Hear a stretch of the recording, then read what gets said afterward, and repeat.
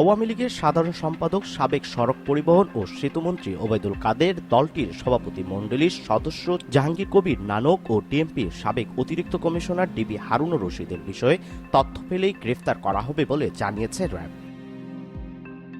রোববার ৬ অক্টোবর দুপুরে রাজধানীর কারণ বাজারের র্যাব মিডিয়া সেন্টারে আয়োজিত সংবাদ সম্মেলনে সাংবাদিকদের এক প্রশ্নের জবাবে র্যাবের লিগ্যাল অ্যান্ড মিডিয়া উইংয়ের পরিচালক লেফটেন্যান্ট কর্নেল মুমিন ফেরদৌস এ কথা জানান। ওবায়দুল কাদের, জাহাঙ্গীর কবির নানক ও হারুনুর রশিদের মতো বিতর্কিতদের র্যাব কেন এখনো গ্রেফতার করতে পারছে না এমন প্রশ্নে তিনি বলেন, তাদের বিষয়ে আমাদের কাজ চলছে, তথ্য পেলেই গ্রেফতার করা হবে।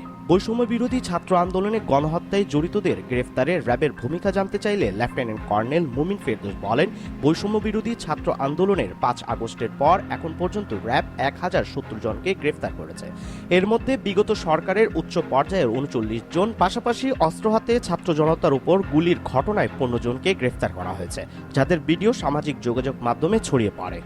মুমিন ফেরদৌস আরো বলেন, র্যাব নেতৃত্ব স্থানীয় রাজনৈতিক নেতা থেকে শুরু করে উচ্চ পর্যায়ের অনেককেই গ্রেফতার করেছে। এছাড়া বিপুল অস্ত্র ও গোলাবারুদ উদ্ধার করেছে।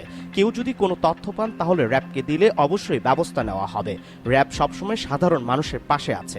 পুলিশের ৯০ জনের বেশি কর্মকর্তা এজাহারভুক্ত আসামি। র্যাবের কোনো সদস্যকে আসামি করা হয়েছে কিনা জানতে চাইলে লেফটেন্যান্ট কর্নেল মুমিন ফেরদৌস বলেন, র্যাবের কোনো সদস্য পালিয়ে যায়নি। অন্যান্য বাহিনীতে হলেও র্যাবের কোনো সদস্য কর্মবিরতিতে যায়নি। তিনি বলেন, ৮টি বাহিনী থেকে র্যাব সদস্য আসে। র্যাবের ১০,০০০ সদস্যের মধ্যে প্রায় ৪৪% পুলিশ বাহিনী থেকে আসে, কিন্তু র্যাবে কোনো সমস্যা ছিল না।